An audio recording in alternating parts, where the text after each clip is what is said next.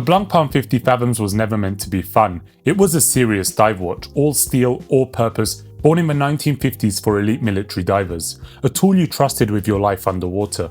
So the last thing anyone expected was a bright coloured plastic version with a sea slug on the caseback and a NATO strap woven from recycled fishing nets. Yet here we are. In 2023, Blancpain and Swatch took one of the most important dive watches ever made and turned it into a playful mass-produced collaboration. And in 2025, they released this, the Green Abyss, a darker, more tactical, more military-style take on the idea. And honestly, out of all the variants so far, this one looks the best. 42.3mm Bioceramic case, 91 meters of water resistance, a 90-hour power reserve, and a fully lumed dive bezel. Now that the hype has faded and the early chaos has quieted down, we can finally talk about this watch without noise, just reality. So let's ask the only question that matters. Is the Blancpain Swatch Green Abyss worth your money? Today on Distinct Timepieces, we're breaking down what this collab gets right, where it falls short, and whether this strange watch deserves a place on your wrist. Let's get into it.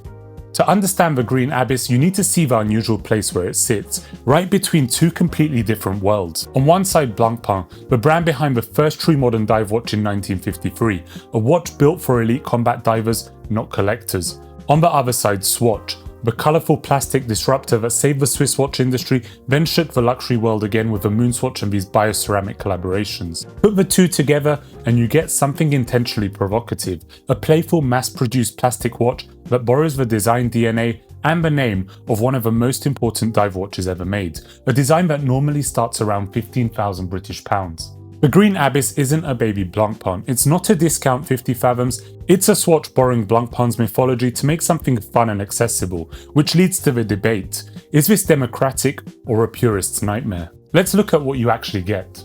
On paper, the Green Abyss looks like a well-spec'd casual diver. 42.3mm across, 48mm lug to lug, and 14.4mm thick. It's a large watch and it does sit tall on the wrist, but at just 44 grams, it wears far easier and far lighter than the dimensions suggest. That's thanks to Bioceramic, Swatch's ceramic and castor oil composite. It gives the case a smooth matte feel, a soft touch, almost ceramic-like tactility that feels more like a lightweight instrument than plastic. Water resistance is 50 fathoms or 91 meters, the exact depth the original 50 fathoms was built for. A fathom is an old nautical measurement, 1.83 meters, based on a diver's outstretched arms. Keeping this spec feels like one of the few places the collaboration leans into genuine homage rather than pure playfulness. The unidirectional bezel is bioceramic with a black resin insert and a fully lumed 60-minute scale. It clicks with satisfying feedback. Here's how it sounds.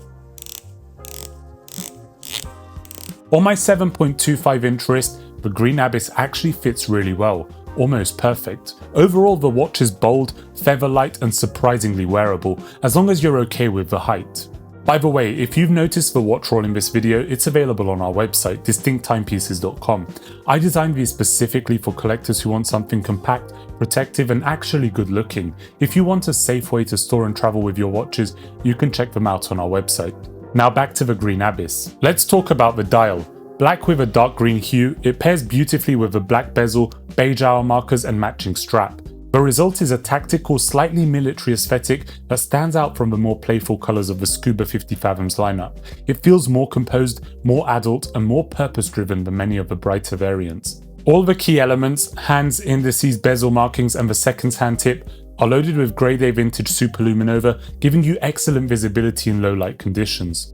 At 6 o'clock, you get the signature water contact indicator, just like the original 50 Fathoms, a small circle that changes colour if moisture ever enters the case. It's quirky, functional, and a proper nod to the heritage. Is the dial luxurious? No, but it isn't trying to be. Judged as a Swatch, it's one of the most cohesive, best executed dials in the entire collection. Flip the watch over and things get louder. You're greeted by a transparent caseback showing the System 51 movement, and this time it's actually visible.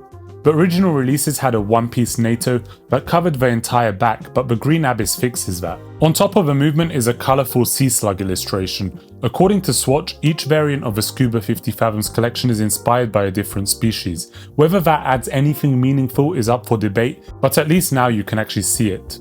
The strap is another improvement. The two-piece NATO style strap is made from recycled fishing nets. It looks cleaner, fits better, and the color scheme complements the case perfectly. Again, this is a Swatch first design.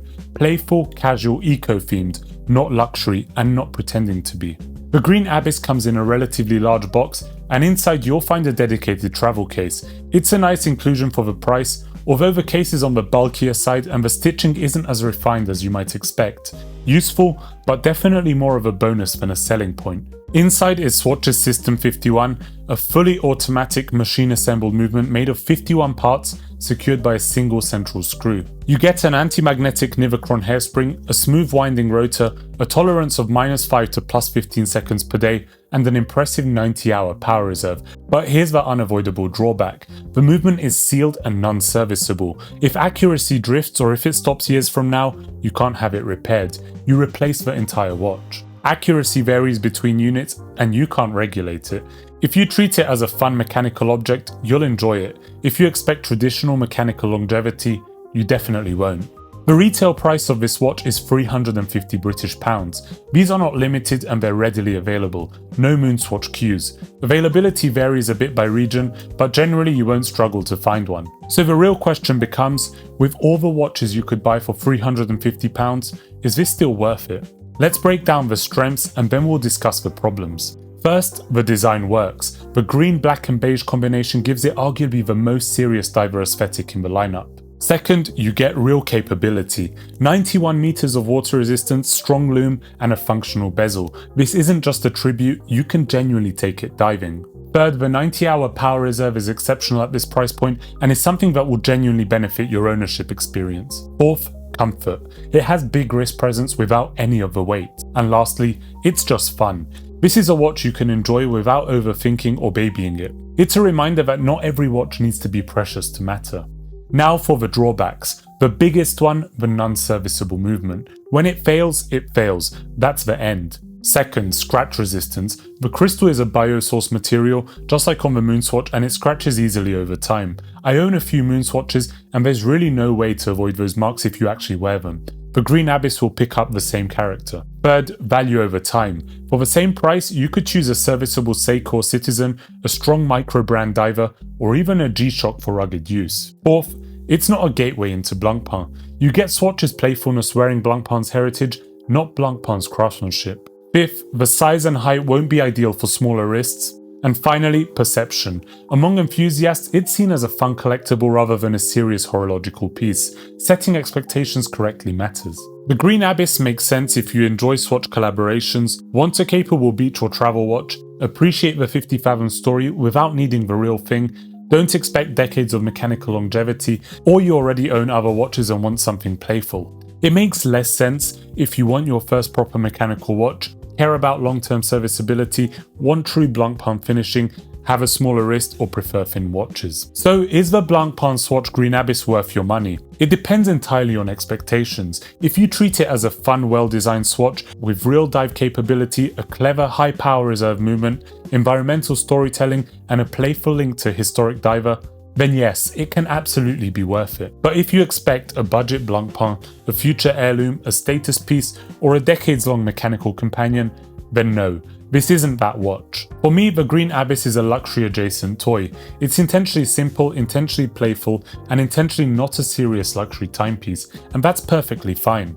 It's the watch you grab for the beach, for travel, or when you just want a fun story on your wrist. If that resonates with you, and your expectations are set correctly, then yes, the Green Abyss can still be worth it. If you enjoyed this review, leave a like and subscribe for more content like this, and let me know in the comments, is the Green Abyss still on your radar, or does it not quite do it for you? Also, be sure to check out distincttimepieces.com for premium straps and the watch rolls featured in this video. We ship everything worldwide. Thanks for watching, and I'll see you on the next one.